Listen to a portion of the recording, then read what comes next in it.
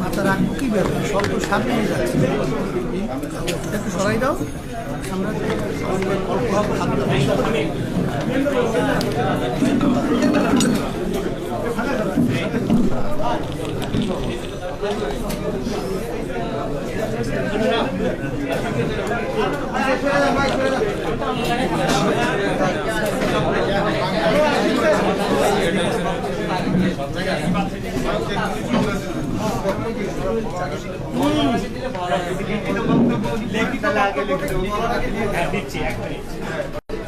শুরু করার আগে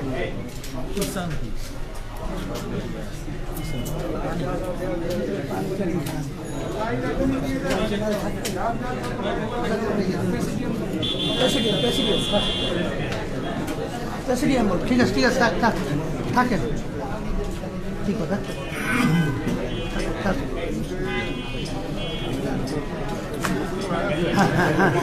এখন না বক্তব্য শুরু হোক তখন দেবে বক্তব্য শুরু হোক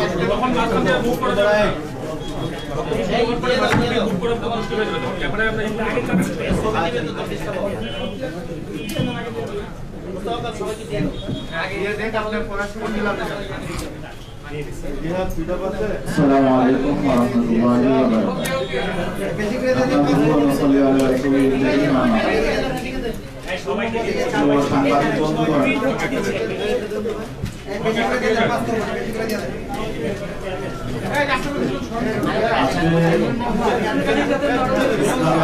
বাংলাদেশের উদ্যোগে ইসলামী আন্দোলন বাংলাদেশের মোহতারাম আমির হযরত পীর সাহেব চরমনাইর আহ্বানে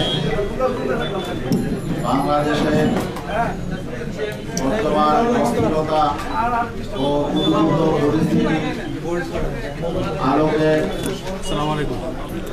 আজকে সংবাদ সম্মেলন আয়োজন করা হয়েছে। আপনারা জানেন দেশে বর্তমানে গোলাইপাড়ে বঙ্গবন্ধুর ভাস্কর্যকে কেন্দ্র করে একটি উত্তেজনাকর পরিস্থিতি সৃষ্টি হয়েছে এবং সেই ঘটনাকে কেন্দ্র করে আজকে সারা দেশে আমাদের জনগণের মধ্যে যে বিভক্তি তৈরি হয়েছে, আমাদের যে দেশের স্বাধীনতা সার্বভৌমত্ব যে অনিশ্চয়তা তৈরি হয়েছে, এরই আলোকে আজকে ইসলামী আন্দোলন বাংলাদেশ এই বিষয়টির নাজুকতা উপলব্ধি করে ইসলামী আন্দোলন বাংলাদেশের দৃষ্টিভঙ্গি এবং ইসলামী আন্দোলন বাংলাদেশের পক্ষ থেকে সরকারের প্রতি, জনগণের প্রতি, মিডিয়ার প্রতি আহ্বান, কিছু জরুরি নির্দেশনা পেশ করার জন্য আজকের এই সাংবাদিক সম্মেলনের আয়োজন করা হয়েছে। আজকের এই সাংবাদিক সম্মেলনে উপস্থিত রয়েছেন ইসলামী আন্দোলন বাংলাদেশের মোহতারাম আমির হযরত মাওলানা মুফতি সৈয়দ মোহাম্মদ রেজাউল করিম পীর সাহেব হুজুর চরমনাই। উপস্থিত রয়েছেন ইসলামী আন্দোলন বাংলাদেশের সিনিয়র নায়েবে আমির হযরত মাওলানা মুফতি সৈয়দ মোহাম্মদ ফয়জুল করিম। উপস্থিত রয়েছেন ইসলামী আন্দোলন বাংলাদেশের প্রেসিডিয়ামের অন্যতম সদস্য অধ্যক্ষ মাওলানা মুসাদ্দিক বিল্লাল মাদানী। উপস্থিত রয়েছেন ইসলামী আন্দোলন বাংলাদেশের অন্যতম উপদেষ্টা, রাজনৈতিক উপদেষ্টা অধ্যাপক আশরাফ আলী আকন। উপস্থিত রয়েছেন ইসলামী আন্দোলন বাংলাদেশের কেন্দ্রীয় যুগ্ম মহাসচিব অধ্যাপক মাহবুবুর রহমান। উপস্থাপনায় আছি আমি মাওলানা গাজী আতাউর রহমান এবং আরো উপস্থিত রয়েছেন বাংলাদেশের বিশিষ্ট ইসলামী ব্যক্তিত্ব, বিশিষ্ট রাজনৈতিক বিশ্লেষক মাওলানা ওবায়দুর রহমান খান নদভী। উপস্থিত আছেন ইসলামী আন্দোলনের প্রেসিডিয়ামের অন্যতম সদস্য জনাব গোলাম মাওলা, খন্দকার গোলাম মাওলা। আরো উপস্থিত রয়েছেন ইসলামী আন্দোলন বাংলাদেশের কেন্দ্রীয় সাংগঠনিক সম্পাদক ইঞ্জিনিয়ার আশরাফুল আলম, কেন্দ্রীয় প্রচার সম্পাদক আহমদ আব্দুল কাইয়ুম, সহকারী সাংগঠনিক সম্পাদক আতিকুর রহমান, সহপ্রচার সম্পাদক মাওলানা দেলোয়ার হোসেন সাকি এবং ইতিমধ্যে উপস্থিত হয়েছেন ইসলামী আন্দোলন বাংলাদেশের সহকারী মহাসচিব জনাব আলহাজ আমিনুল ইসলাম এবং ইসলামী আন্দোলনের অন্যান্য কেন্দ্রীয় নেতৃবৃন্দ রয়েছেন, ছাত্র আন্দোলনের সভাপতি সেক্রেটারি রয়েছেন, যুব আন্দোলনের সেক্রেটারি এবং ইসলামী আন্দোলন বাংলাদেশের বিশিষ্ট দায়িত্বশীল জনাব মাওলানা নেসারউদ্দিন রয়েছেন এবং রয়েছেন ইসলামী আন্দোলন বাংলাদেশের মুক্তিযোদ্ধা বিষয়ক সম্পাদক আলহাজ মোহাম্মদ আবুল কাশেম এবং অন্যান্য নেতৃবৃন্দ রয়েছেন। এখনই আজকের এই সংবাদ সম্মেলনে লিখিত বক্তব্য পেশ করছেন ইসলামী আন্দোলন বাংলাদেশের মুহতারাম আমির হযরত মাওলানা সৈয়দ মোহাম্মদ রেজাউল করিম পীর সাহেব।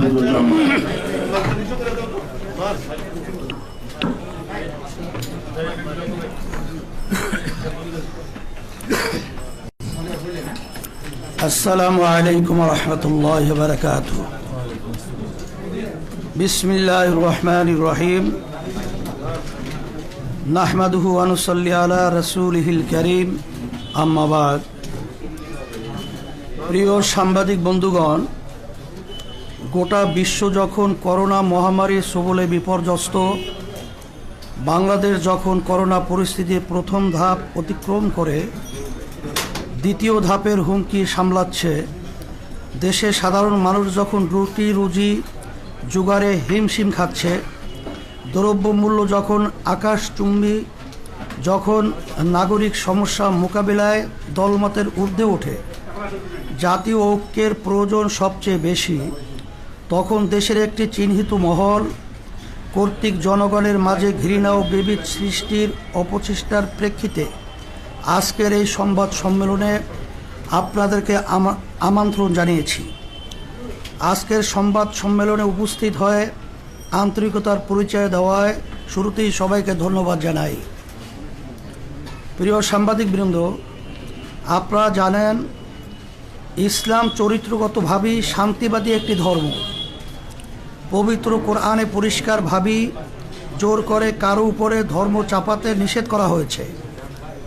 ফলে ইসলাম তার 1450 বছরের ইতিহাসে কখনোই কোনো জনপদে শক্তি প্রয়োগ করে ইসলামের কোনো বিধান চাপিয়ে দেয় নাই। অনুরূপভাবে বাংলাদেশের সমাজকে অপরাধমুক্ত রাখতে, কর্মমুখী করতে, সমাজের শান্তি শৃঙ্খলা রক্ষা করতে, সমাজের মানুষের মাঝে সম্প্রীতি, সহমর্মিতা ও সৌজন্যবোধ চর্চায় ওলামায়ে কেরাম শান্তিপূর্ণভাবে যুগ যুগ ধরে নিরলস চেষ্টা করে যাচ্ছেন। প্রিয় সাংবাদিক বন্ধুগণ, আপনারা বর্তমান পরিস্থিতি জানেন।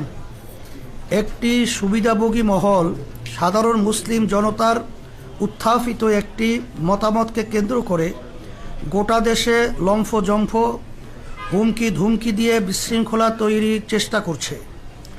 তাদের পিছনে বাংলাদেশের অর্জন, উন্নয়ন, সামাজিক সম্প্রীতি ও স্থিতিশীলতা বিনাশে কর্মরত কিছু দেশি বিদেশি চক্রেরও ইন্ধন রয়েছে বলে ধারণা করা হয়।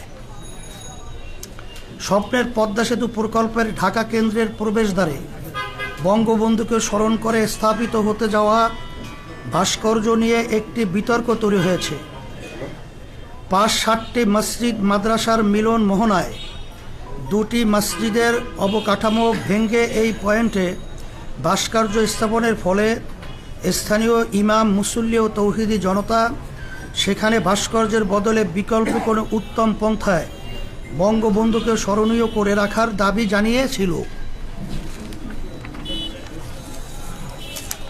সাংবাদিক বন্ধুগণ, আপনারা জানেন বাংলাদেশ সরকারের বিদ্যমান আইন কানুন মেনেই তৌহিদি জনতা সমাবেশ করেছে এবং সেখানে শালীন ভাষাতেই যৌক্তিকভাবে ভাস্কর্য স্থাপনের বিরোধিতা করা হয়েছে। একই সাথে বঙ্গবন্ধুকে সম্মান জানানোর বিকল্প পন্থাও প্রস্তাব করা হয়েছে। বিষয়টি একেবারেই স্বাভাবিক একটি নাগরিক প্রতিক্রিয়া, কিন্তু আমরা বিস্ময়ের সাথে লক্ষ্য করলাম একটি সুবিধাভোগী মহল বিষয়টিকে কেন্দ্র করে দেশে চরম উস্কানি উত্তেজনা তৈরি করছে। সরকার যেখানে প্রতিবাদ সমাবেশের অনুমতি দিয়ে যৌক্তিক আলোচনা ও মতামতের পরিবেশ সংযমের সাথে বজায় রেখেছে, সেখানে জনবিচ্ছিন্ন সুবিধাভোগী শ্রেণীটি ওলামায়ে কেরামকে সন্ত্রাসী ভাষায় গালিগালাজ করছে, ঢালাওভাবে অপবাদ দিচ্ছে, মাহফিলের মতো চিরায়ত ধর্মীয় সংস্কৃতিকে উগ্রপন্থায় প্রতিহত করার ঘোষণা দিচ্ছে, রাজপথে সন্ত্রাসী কায়দায় উগ্র বক্তব্য স্লোগান দিচ্ছে, প্রকাশ্যে আলেম সমাজকে মারধর, অপমান, এমনকি তাদের প্রাণনাশের হুমকি দিচ্ছে। এখনও পরিস্থিতিতে আমরা পরিষ্কার করে জানাচ্ছি যে ওলামায়ে কেরামের দাবির মধ্যে মরহুম বঙ্গবন্ধুর প্রতি কোনো বিদ্বেষ ছিল না, অসম্মানও ছিল না, বরং বিষয়টি ছিল দেশের প্রায় 90% জনগণের বোধ বিশ্বাসের সাথে সাংঘর্ষিক মূর্তি স্থাপন না করে অন্য কোনো পন্থায় তাকে স্মরণ করার দাবি, যা অনেকটা মুসলিম রাষ্ট্রনায়ককে ইসলামের আলোকে দাফন কাফন না করে বিধর্মীয় পন্থায় তার শেষকৃত্য করার মতোই নিন্দনীয় কাজ। আলেম সমাজ ও সাধারণ মুসলিম ধর্মপ্রাণ জনগণ এক্ষেত্রে সরকারের কাছে নিজেদের প্রাণের আকুতি তুলে ধরতেই পারে। মানা না মানা কর্তৃপক্ষের দায়িত্ব। এই যৌক্তিক দাবিকে কেন্দ্র করেই তারা দেশের দীর্ঘদিনের লালিত মূর্তিপ্রীতি ও বিজাতীয় চেতনার বহিঃপ্রকাশ ঘটিয়েছে। বিষয়টিকে বিকৃতভাবে উপস্থাপন করে দেশের সর্বজন শ্রদ্ধেয় ওলামায়ে কেরামকে অপদস্থ করার হাতিয়ার হিসাবে গ্রহণ করেছে। এসব কোনো দেশপ্রেমিক মানুষের কাজ হতে পারে না। প্রিয় সাংবাদিক বন্ধুগণ, বাংলাদেশ স্বাধীন হয়েছে আজ 50 বছর হতে চলছে। ঐক্যবদ্ধ এই জাতি মাত্র 9 মাসে দেশটাকে স্বাধীন করেছে। এখানকার মানুষের ভাষা, সংস্কৃতি, ধর্ম প্রায় এক। এমন ঐক্যবদ্ধতা যে কোনো জাতির জন্যই গর্বের। কিন্তু আমরা দুঃখের সাথে লক্ষ্য করছি একটি মহল জনতার এই ঐক্যকে ছিন্ন ভিন্ন করতে চায়। বাংলাদেশ একটি গণতান্ত্রিক দেশ। দেশ পরিচালনায় প্রত্যেক নাগরিকের মতামত প্রকাশের এখতিয়ার রয়েছে। সরকারের কোনো সিদ্ধান্তের গঠনমূলক সমালোচনা ও বিরোধিতা সভ্য সমাজের একটি বৈশিষ্ট্য। কিন্তু বর্তমান ক্ষমতাসীন সরকারের কোনো কাজের সংশোধনমূলক পরামর্শ প্রদান, গঠনমূলক সমালোচনা বা বিরোধিতা করলেই চিহ্নিত মহলটি পাকিস্তানপন্থী, রাজাকার, আলবদর, সাম্প্রদায়িক, মৌলবাদী ইত্যাদি বলে ভিন্নমত পোষণকারীদের প্রতি হামলে পড়ে। এতে করে জনগণের মধ্যে ক্ষোভ ও বিভাজন তৈরি হয়। আমরা মনে করি বিষয়টি জাতীয় উন্নয়ন অগ্রগতির পথে অপ্রধান অন্তরায়। প্রসঙ্গত স্মরণ করিয়ে দিতে চাই, ইসলামী আন্দোলন বাংলাদেশের প্রতিষ্ঠাতা ও তার পরিবার 71 সালে একনিষ্ঠভাবে মুক্তি সংগ্রামের সহযোগী ছিলেন। তার দরবার ছিল এলাকার সকল ধর্মবর্ণের মানুষের আশ্রয়স্থল। বিষয়টি এলাকার মুক্তিযোদ্ধাদের মাঝে সর্বজন বিদিত। যারা এই বিষয়ে বিতর্ক করছে তারা মিথ্যার আশ্রয় নিয়ে মুক্তিযুদ্ধের চেতনাকে তামাশায় পরিণত করছে। আমরা এর তীব্র প্রতিবাদ ও নিন্দা জানাই। প্রিয় সাংবাদিক বন্ধুগণ, ওলামায়ে কেরাম কোরআন হাদিসের আলোকে তাদের মতামত জানান মাত্র তারা কখনোই কাউকে আইন হাতে তুলে নিতে বলেন না। একই ধারাবাহিকতায় ধোলাইপাড়ের মূর্তি নিয়ে তারা তাদের অবস্থান জানিয়েছেন। এর সাথে দেশের অন্য মূর্তি ভাঙ্গার কোনো সম্পর্ক নেই। বিচ্ছিন্ন কোনো ঘটনার সাথে ওলামায়ে কেরামের মতামতকে উদ্দেশ্যমূলকভাবে সম্পৃক্ত করা উলামা ও ইসলাম বিদ্বেষের নগ্ন বহিঃপ্রকাশ মাত্র। প্রিয় সাংবাদিক বন্ধুগণ, এখানে আরেকটি বিষয় উল্লেখযোগ্য। মরহুম শেখ মুজিবুর রহমানের শাসনামলে যারা তার বেশি বিরোধিতা করেছে, বঙ্গবন্ধুর চামড়া খুলে নেয়ার হুমকি দিয়েছে, বঙ্গবন্ধু হত্যার ক্ষেত্র তৈরি করেছে, মৃত্যুর পরে আনন্দ উল্লাস করেছে, তারাই আজ বঙ্গবন্ধুর সম্মান রক্ষার নামে অপসংস্কৃতি প্রসারের সবচেয়ে এগিয়ে। অবস্থার দৃষ্টি মনে হয় এরা বঙ্গবন্ধুর কন্যা ও মূল আওয়ামী লীগের চেয়েও বেশি মুজিব ভক্ত হয়ে গেছে। এখানে মনে হওয়া যৌক্তিক যে বঙ্গবন্ধুর সম্মান তাদের উদ্দেশ্য না, বরং তাওহীদ বিরোধী মূর্তিবাদী আদর্শ বিস্তারই তাদের মুখ্য উদ্দেশ্য, যা এদেশের বৃহত্তর জনগোষ্ঠীর চেতনা বিরোধী। তাছাড়া সরকারের উন্নয়ন বাধাগ্রস্ত করার এবং দেশের সামগ্রিক সম্প্রীতি ও শান্তি শৃঙ্খলা বিনষ্ট করাও তাদের দূরবর্তী লক্ষ্য। প্রিয় সাংবাদিক বন্ধুগণ, ভাস্কর্য মূর্তি ইস্যুতে চরম উস্কানির মুখেও দেশের শান্তি ও স্থিতিশীলতা বজায় রাখার স্বার্থে ইসলামী আন্দোলন বাংলাদেশ সীমাহীন ধৈর্যের পরিচয় দিয়ে এসেছে। কিন্তু এরই মাঝে গতকাল মুক্তিযুদ্ধ মঞ্চ নামের একটি ভুইফোর সংগঠন ইসলামী আন্দোলন বাংলাদেশের সিনিয়র নায়েবে আমির মুফতি সৈয়দ মোহাম্মদ ফয়জুল করিমের নামে একটি জঘন্য মিথ্যা মামলা দায়ের করেছে। সঙ্গে আরও দুইজন বিশিষ্ট আলেম আল্লামা জুনায়েদ বাবুনগরী ও মাওলানা মামুনুল হকের নামেও মিথ্যা মামলা দায়ের করা হয়েছে। আমরা বিষয়টিকে রাজনৈতিক ইস্যু মনে করিনি, যে কারণে ধৈর্যের সাথে পরিস্থিতি পর্যবেক্ষণ করেছি মাত্র। আমরা আমাদের দলীয় ব্যানারে বা কোনো সহযোগী সংগঠনের ব্যানারে কোনো কর্মসূচিও দেইনি। উগ্রবাদী শক্তি ও তাদের উচ্ছৃঙ্খল সহযোগীরা আমাদের নীরবতাকে দুর্বলতা ভেবেছে। আমি সরকারকে এসব অন্যায় সীমালঙ্ঘনকারীদের নিবৃত্ত করার অনুরোধ জানাই ও ক্ষমতাধীন সরকার এবং তাদের সুবিধাভোগী উগ্র সমর্থকদের সতর্ক করে বলতে চাই, এদেশের ধর্মপ্রাণ সাধারণ মুসলমানরা আজ ঐক্যবদ্ধ। শান্তিপ্রিয় ধর্মপ্রাণ মানুষের ধৈর্যেরও একটা সীমা আছে। আমরা অনেক অপমান সহ্য করেছি। সরকার যদি তাদের সুবিধাভোগী উগ্র সমর্থক এবং দেশের বিরুদ্ধে ষড়যন্ত্রকারী শক্তিগুলোর বাড়াবাড়ি ও উস্কানিমূলক কর্মকাণ্ড বন্ধ করতে ব্যর্থ হয়, তাহলে সাধারণ দেশপ্রেমিক জনতা ও ধর্মপ্রাণ মানুষ তাদের বিরুদ্ধে প্রতিরোধ গড়ে তুলতে বাধ্য হবে। প্রিয় সাংবাদিক বন্ধুগণ, মূর্তি বা ভাস্কর্য নিয়ে বিরাজমান পরিস্থিতিকে আমরা দেশ বিরোধী অপশক্তির চক্রান্ত আকারে দেখছি। আমরা মনে করছি ওরা বাংলাদেশের মানুষের ঐক্য বিনষ্ট করে ভিনদেশি এজেন্ডা বাস্তবায়ন করতে চায়, সামাজিক ও ধর্মীয় অস্থিতিশীলতা তৈরি করতে চায়। এ বিষয়টিতে সরকারের অবস্থান নিয়েও আমরা হতাশ। সাধারণ মানুষের নিয়মতান্ত্রিক একটি দাবিকে কেন্দ্র করে যখন কুচক্রী মহল দেশে ওলামাদের বিরুদ্ধে উগ্রতা ছড়াচ্ছে, তখন তারা তা দমন না করে আরও উৎসাহ দিচ্ছে। আমরা মনে করি তাদের এই ভূমিকা বরং বন্ধুকে ছোট করছে, তার সম্মানকে মানুষের চেতনার সাথে সাংঘর্ষিক অবস্থানে ঠেলে দিয়েছে, অথচ এর কোনো দরকার ছিল না।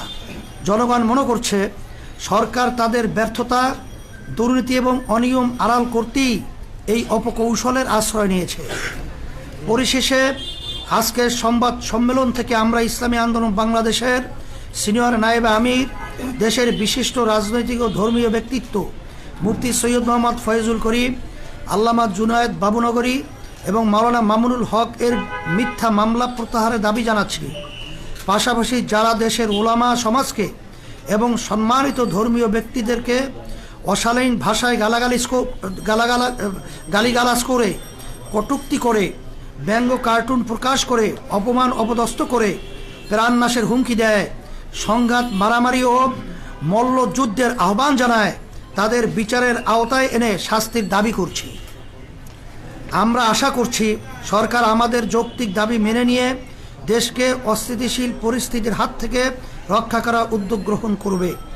আর সরকার যদি ষড়যন্ত্রকারীদের নিয়ন্ত্রণে ব্যর্থ হয়, তাহলে ইসলামী আন্দোলন বাংলাদেশ নিজেদের নিরাপত্তা, মর্যাদা, মত প্রকাশের স্বাধীনতা ও নাগরিক অধিকার রক্ষার প্রয়োজনেই দেশের জনগণকে সঙ্গে নিয়ে বৃহত্তর কর্মসূচি দিতে বাধ্য হবে।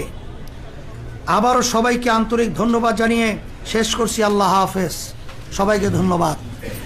সাংবাদিক বন্ধুগণ, এই লিখিত মোহতারাম আমিরের লিখিত বক্তব্যের আলোকে যদি আপনাদের কোনো প্রশ্ন থাকে তাহলে প্রশ্নগুলো দয়া করে উপস্থাপন করুন। আমার নাম নোমান, আমি থেকে বলছি, কানাডা ঘুরে গেছি। আমার প্রশ্ন হলো ভাই, কোন পত্রিকা আছে? কোন পত্রিকা? যে আমার প্রশ্ন হলো স্বাধীনতা বঙ্গবন্ধু শেখ মুজিবুর রহমান সাহেব আমাদের সংবিধানের অবিচ্ছেদ্য অংশ বলে সরকার দাবি করছে এবং মনে করছে। আর ভাস্কর্য বিরোধী আন্দোলনের আপনার কতজন প্রতিবাদ প্রতিহত করার চেষ্টা করছে, সেটা সংবিধানের স্পষ্ট লঙ্ঘন বলে সরকার দাবি করছে। এই বিষয়ে আপনাদের বক্তব্য কি?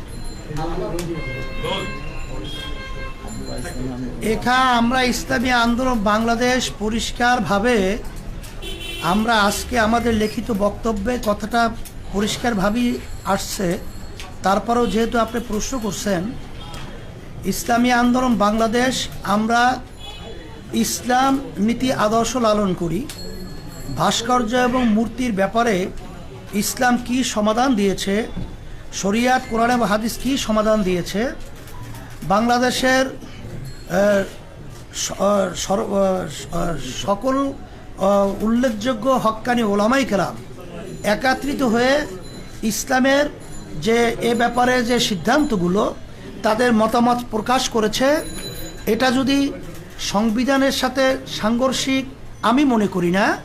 কারণ বাংলাদেশ সরকার তার নির্বাচনের আগে তার নির্বাচনী ইশতেহারে প্রকাশ করেছেন যে সে যদি সরকার যদি গঠন করতে পারে, তারা যদি বিজয় লাভ করে, তারা ইসলাম বিরোধী শরিয়া বিরোধী কোনো আইন পাশ করবে না।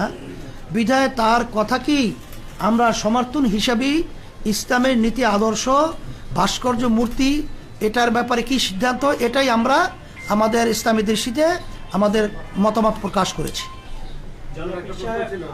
বিষয়টা হচ্ছে কুষ্টিয়াতে মূর্তি ভাঙা হয়েছে। আমি আমিন সময় টিভি থেকে বলছি। কুষ্টিয়াতে যে মূর্তি ভাঙা হয়েছে এই বিষয়ে আপনাদের সমর্থন আছে কি নাই? এ ব্যাপারে আমরা পরিষ্কারভাবে আজকে আমাদের লিখিত বক্তব্যে আমরা কথাটা উল্লেখ করেছি যে আমরা শুধুমাত্র ইসলামের দৃষ্টিতে ভাস্কর্য মূর্তির ব্যাপারটা পরিষ্কারভাবে আমরা ইসলামের দৃষ্টিতে মতামত প্রকাশ করেছি। কিন্তু মূর্তি ভাঙ্গা বা কাউকে উস্কিয়ে দেওয়া বা মূর্তি ভাঙ্গার ব্যাপারে কোনো মতামত আমরা প্রকাশ কোনো ওলামায়ে কেরাম করেন নাই, আমরাও করি নাই, এবং আইন শৃঙ্খলা আমরা হাতেও তুলে নিইনি। একটা ব্যাপার জানতে চাই, এই মূর্তি ভাঙাটা আপনার কাছে কি মনে হয়, এটা কি ঠিক হয়েছে নাকি ঠিক হয়নি? মূর্তি ভাঙ্গার ব্যাপারে আমরা পরিষ্কারভাবে আজকেও বলেছি, যদি এ ধরনের কেউ উদ্দেশ্য প্রণোদিতভাবে এ ধরনের আচরণ করে থাকে, এটা সম্পূর্ণ নিয়ম বহির্ভূত এবং এটা উদ্দেশ্য প্রণোদিত। এবং সাথে সাথে সরকারকে বলবো যে এটা সঠিক তদন্তের মাধ্যমে যে আসলে মূলত আমরা বিষয়টাকে যে বিভিন্ন কায়দায় যে সিসি ক্যামেরা রয়েছে তার যে ধরনটা আমরা লক্ষ্য করছি, এটা আমাদের কাছে প্রশ্নবিদ্ধ। এটা সঠিক ভাবে তারা তদন্তের মাধ্যমে দোষীদের ব্যাপারে তারা ব্যবস্থা নেবে, এটা আমরাও সমর্থন করি। আমার নাম হচ্ছে মোস্তফা মল্লিক, আমি চ্যানেলের বিশেষ প্রতিনিধি। আপনি একটা জায়গায় বলেছেন যে চক্রান্ত আকারে আপনারা দেখছেন এবং এটা বলছেন যে তারা ভিন দেশে এজেন্ডা বাস্তবায়ন করতে চায়। আপনার এই তৃতীয় পক্ষ শক্তিটাকে কাকে বোঝাচ্ছেন? এটা আপনার তালাশ করে বের করে নেবেন। তবে আমরা আজকে তাদের যে লক্ষ্য উদ্দেশ্য, তারা অনেক সময় সরকারের কার্যক্রমকেও তারা সমালোচনা করে।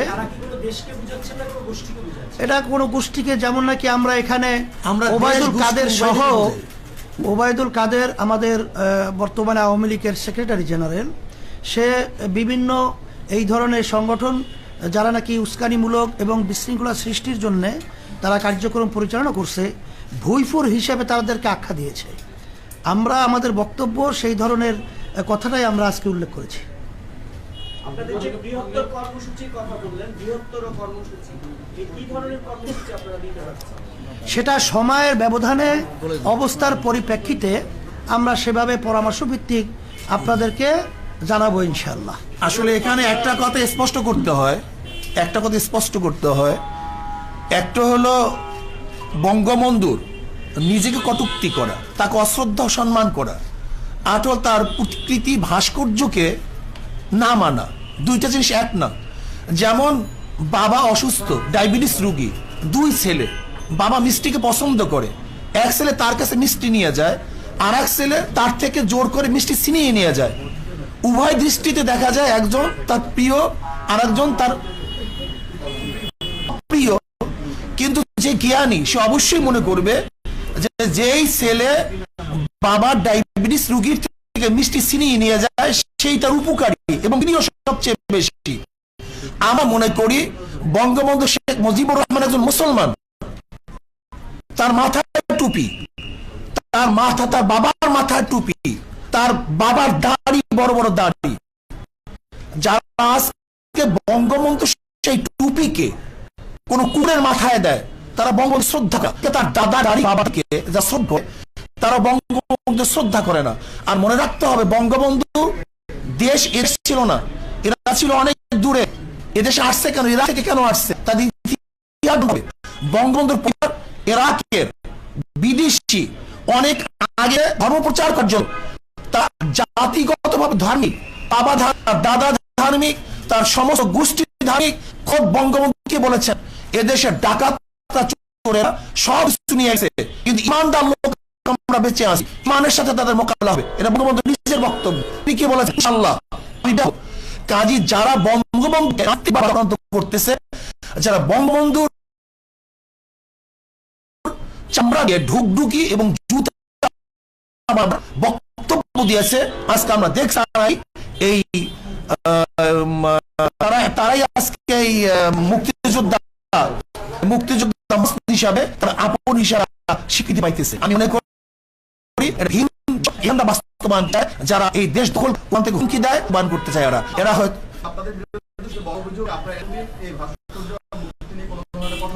কে বলছে আপনাদের আমরা আন্দোলন করেছি, আমরা ময়মনসিংহের উলঙ্গ। আপনারা দেখেন ময়মনসিংহে যে মূর্তি স্থাপন করা হয়েছে টিচার ট্রেনিং ইনস্টিটিউটের সামনে, কোন ভদ্র, কোন জ্ঞানী, কোন বিবেকবান মানুষ এই মূর্তিকে গ্রহণ করতে পারে না, মানতে পারে না। কিন্তু বিবেকবান মানুষ আজকে সেটা প্রতিবাদ করে না। আমি মনে করি বঙ্গবন্ধু একজন মুসলমান, আমরা তাকে মহাব্বত করি, আমরা তাকে ভালোবাসি, তার কবরে আযাব না হোক এই চেষ্টা আমরা করি। শুধু জিয়াউর রহমান কেন, আমার বাবার মূর্তিকে আমি পছন্দ করি না, আমার দাদার মূর্তিকে আমি পছন্দ করি না। জনাবে মুহাম্মদ রাসূলুল্লাহ সাল্লাল্লাহু আলাইহি ওয়াসাল্লামকে সবচেয়ে মুসলমান বেশি মহাব্বত করে, জীবনের চেয়ে বেশি মহাব্বত করে, কিন্তু কই সে দুনিয়া থেকে বিদায় হওয়ার পরে তার মূর্তি স্থাপন কেন করা হয়নি? কাজে ইসলামের দৃষ্টিতে ভাস্কর্য স্থাপন করা এর মহাব্বতের বহিঃপ্রকাশ নয়, বরং যে তাকে মহাব্বত করে, কবরে শান্তি দিতে চায়, তাকে জান্নাতে পৌঁছাতে চায়, সে তার ভাস্কর্য করবে না। যেমন বর্তমান আমাদের মাননীয় প্রাইম মিনিস্টার, তাকে যারা মহাব্বত করে, আমি মনে করি সেও দুনিয়া থেকে বিদায় হওয়ার পরে তার ভাস্কর্য করাটা তার জন্য মহাব্বতের বহিঃপ্রকাশ হবে না, বরং তাকে ঘৃণা প্রকাশ করাই এইটি হবে তার আসল বহিঃপ্রকাশ। প্রশ্নই আসে না, প্রশ্নই আসে না। এই বিষয়ে একটা ছোট প্রশ্ন, আমি আরাফাত সিদ্দিকী এটি নিউজে কাজ করি। আপনারা বলছেন যে আপনারা সরকারের কাছে আপনাদের বক্তব্য, মুসলমানদের বক্তব্যটা তুলে ধরেছেন, তাদের দাবিটা তুলে ধরেছেন। সেই দাবিটা তুলে ধরতে তো প্রধানমন্ত্রীর কাছে আপনারা সরাসরি যেতে পারতেন। আমাদের দেশের প্রক্রিয়া এইভাবে, আমাদের দেশের প্রক্রিয়া দাবি, সরকারের কাছে দাবি জানাবার প্রক্রিয়া হলো জনসাধারণকে সামনে নিয়ে তাদের বক্তব্য উপস্থাপন করা। এইটি আমাদের দেশের প্রক্রিয়া, গণতন্ত্রের রাষ্ট্রের পদ্ধতি প্রক্রিয়া এইভাবেই হয় দাবি জানাবার। যে সংগঠনগুলোর কথা বলছেন বা যারা আপনাদের নামে মামলা করেছেন, তাদের দাবি হচ্ছে যে ভাস্কর্য এবং মূর্তি এক নয়, এবং গেল কয়েকদিন ধরে এই ধরনের বক্তব্য আমরা গণমাধ্যমে পাচ্ছি। তো আসলে আপনাদের কাছে আমি এটার সাথে যুক্ত করতে চাই যে সরকার, মানে যাদের পক্ষ থেকে মামলাগুলো করা হয়েছে কিংবা যারা এই যে আপনাদের বিরোধিতা করছে, তারা বলার চেষ্টা করছে যে শুধুমাত্র বাংলাদেশেই না, পৃথিবীর বিভিন্ন ইসলামী দেশেও নানান ধরনের ভাস্কর্য তৈরি হয়েছে এবং সেগুলো তাদের ঐতিহ্যকে লালন করছে। সুতরাং ভাস্কর্য এবং মূর্তি এক নয়, এবং ভাস্কর্য আসলে শরীয়ত বিরোধী নয়, এবং যারা ভাস্কর্য বিরোধিতা করছে তারা ধর্মের অবজ্ঞা দিচ্ছে। আপনাদের যুক্তিটা ব্যাস, আলহামদুলিল্লাহ, কত সহজ। যদি তারা ভাস্কর্য স্থাপন করে মূর্তি স্থাপন করবে না, যদি এটা সরকারের আন্তরিকতা হয়, তাহলে এখন প্রমাণ করা দরকার ভাস্কর্য মূর্তি এক কি এক না। যদি এক না হয় তাহলে দ্বিতীয় প্রশ্ন আসবে, আর যদি এক হয় তাহলে তারা ফিরে আসবে। আমি প্রশ্ন করতে চাই, যারা মূর্তি স্থাপন করে তাদেরকে কি বলা হয়? ভাস্কর বলা হয়। আর যারা ভাস্কর্য স্থাপন করে তাদেরকে বলা হয়, তাদের ভাস্কর বলা হয়। সহজ কথা। মূর্তি স্থাপন, মূর্তি যে বানায় তাকেও ভাস্কর বলা হয়, যে ভাস্কর বানায় তাকেও ভাস্কর বলা হয়। গতকালকেও যে বঙ্গবন্ধুর যে কুষ্টিয়ায় মূর্তি ভাঙা হয়েছে বা আপনারা যেটা বলেন ভাস্কর্য ভাঙা হয়েছে, কলকাতার অনলাইন পত্রিকায় নিউজ হয়েছে যে বাংলাদেশে বঙ্গবন্ধুর মূর্তি ভাঙায় নিয়ে উত্তেজনা তৈরি হয়েছে। এবং কলকাতা আনন্দবাজার পত্রিকা সহ অনেক পত্রিকার আমাদের কাছে রেফারেন্স আছে যে সেখানে মহাত্মা গান্ধীর যে ভাস্কর্য এটাকে মূর্তি বলা হয়েছে, এবং লেনিনের যে ভাস্কর্য এটাকে মূর্তি বলা হয়েছে, বিবিসিতে বলা হয়েছে। লেনিনের 100 বছর পূর্তিতে আনন্দবাজার সেটা সম্পাদকীয় করেছে, তাই না? এবং সেই যে বিভিন্ন জাদুঘরে প্রিয়াঙ্কা চোপড়া এবং এই যে শ্রীদেবী তাদের মূর্তি স্থাপন করা হয়েছে, এটাকে মূর্তি বলা হয়েছে। তো পূজা করে না কেউ, তো ভাস্কর্য। শুনে স্পষ্ট ইসলামের দৃষ্টিতে আমি পরিষ্কারভাবে বলতে চাই, একটা হলো ভাস্কর্য বা মূর্তি স্থাপন করা, আর সেটাকে পূজা করা। যদি কেউ মূর্তিকে পূজা করে সেটা শিরক হবে, আর স্থাপন করে হারাম হবে, নাজায়েজ হবে। যেমন কেউ যদি মদ পান করে হারাম হবে, কেউ যদি জায়েজ মনে করে বেঈমান হবে, কুফুর হবে। কেউ নামাজ না পড়লে ফাসেক হবে, কেউ অস্বীকার করলে কাফের হবে। ঠিক কেউ মূর্তি স্থাপন করলে এটা হারাম হবে, নাজায়েজ হবে। কেউ সেখানে সেজদা করলে, তার কাছে আরাধনা করলে সেটা শিরক হবে। একই জিনিস।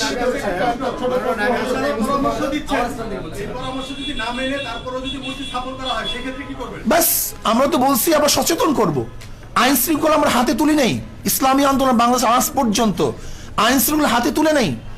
আমাদের কাজ হলো সতর্ক করা, পরামর্শ দেয়া, তাদেরকে জানিয়ে দেওয়া, অন্যায় প্রতিবাদ করা। আপনাদের এই প্রশ্নের উত্তরগুলো অনেকটাই আমাদের লিখিত বক্তব্য চলে আসছে।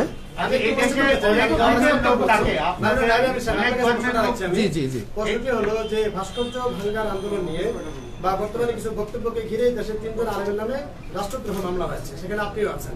এই বিষয়টা এখানে এসেছে। আমার প্রশ্ন হলো, রাষ্ট্রদ্রোহী মামলা হয়েছে আপনার নামে, আপনার প্রতিক্রিয়া কি ব্যক্তিগতভাবে? আসলে রাষ্ট্রদ্রোহ মামলা হয় নাই, প্রক্রিয়া আছে। রাষ্ট্রদ্রোহ মামলা হওয়ার জন্য যে পদ্ধতি পন্থা, সেটা তার প্রক্রিয়া আছে। আমি মনে করি এটা আমাদের উপর অবিচার করা হয়েছে। আমরা রাষ্ট্রদ্রোহ কোনো কাজ করি নাই, বরং যদি এই মামলা আমাদের বিরুদ্ধে হয় তাহলে আমি মনে করবো অবৈধভাবে আমাদের উপর জুলুম করা হয়েছে। সরকার আমাদের উপর জুলুম করছে এবং জনগণের কাছে আমরা এটা উপস্থাপন করব, জনগণ এই বিচার করবে।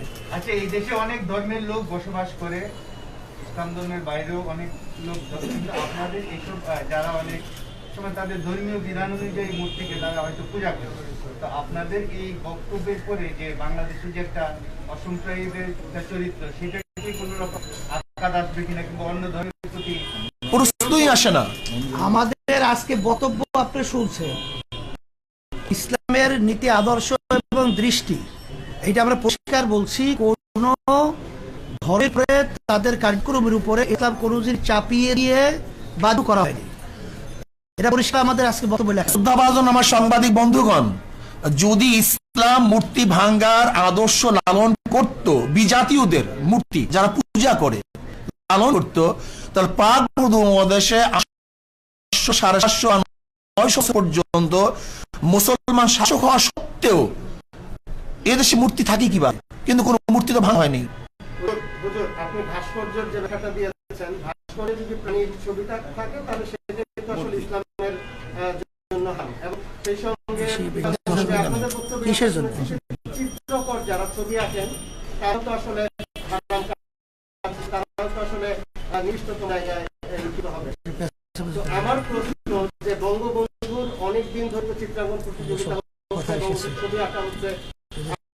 আচ্ছা, আমি একটা কথা বলি, আমরা তো বলছি শোনে, আসলে না, আমরা বলছি আগে এর থেকে এর প্রতিবাদ আমরা আগেই করছি। হুট করে হলো কিভাবে? এদেশে আরো খুন হয়েছে, কিন্তু সিনা খুন হওয়ার পরে এইটা সেই অবস্থায় বুঝতে, যা দেশে ধর্ষণ, লুট, তরাস, খুন, গুম যারা সেঞ্চুরি পালন করছে, তারা আজকে আমাদেরকে বলতেছে আমরা দেশদ্রোহী, আমাদেরকে মল্লযুদ্ধের জন্য আহ্বান করতেছে।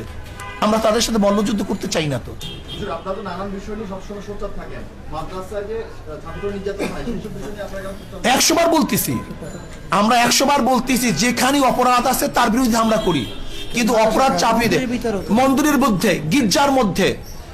শুধু তাই না, আজকে দেখেন আপনি যে আমরা তো এইটার প্রতিবাদ করি, বরং যারা এইটার সমকামীর আইন পাশ করার জন্য যারা বারবার উত্থাপন করছে আমরা তাদের বিরোধিতা করছি। কাজে এইটার বিরোধিতা আমরা, শুধু তাই নয়, আজকে দেখেন হুমায়ুন আহমেদের ঘেটো ছেলে কমলা, ঘেটু পুত্র কমলা, এই ঘেটু পুত্র কমলার এই সিনেমার মাধ্যমে, নাটকের মাধ্যমে এইটা তো গোটা দুনিয়ার মধ্যে ছড়িয়ে দেওয়ার অপচেষ্টা তারা করছে। কাজে এই অপবাদ তো তাদের উপরে আসবে, এটা আমাদের উপরে আসবে কেন? যেটা আমরা সবসময় হারাম বলতেছি, নাজায়েজ বলতেছি, সর্বোচ্চ ঘৃণার জিনিস মনে করতেছি। কাজে আমি মনে করি দেশ যেহেতু নষ্ট হয়ে গেছে, দেশ যেহেতু ধ্বংস হয়ে গেছে, কাজে এর কিছু আচরণ সব জায়গায় লাগতে পারে, এটা বিচ্ছিন্ন ঘটনা, কিন্তু তার উপরে জাতির কোনো অবদান। আল্লাহ পাক আমাদের সবাইকে কবুল করেন। আপনারা উপস্থিত হওয়ার কষ্ট করায় শুকরিয়া আদায় করছি এবং মেহমানদারি আর আপনারা মেহমানদারি আপনাদের জন্য ব্যবস্থা রাখা হয়েছে। আশা করি আপনাদের মেহমানদারি আপনারা গ্রহণ করবেন। আর আপনাদের আজকে ওয়ালাইকুম সালাম, সকলকে ধন্যবাদ জানাই। আজকে আপনারা আন্তরিকভাবে যে সুন্দর পরিবেশ তৈরি করেছেন, আপনাদেরকে অসংখ্য ধন্যবাদ। আজকে সাংবাদিক সম্মেলন কার্যক্রম আলোচনা এখানে সমাপ্ত হলো। সম্মানিত সাংবাদিক বন্ধুগণ, আপনাদের জন্য সামান্য আপ্যায়নের ব্যবস্থা আছে।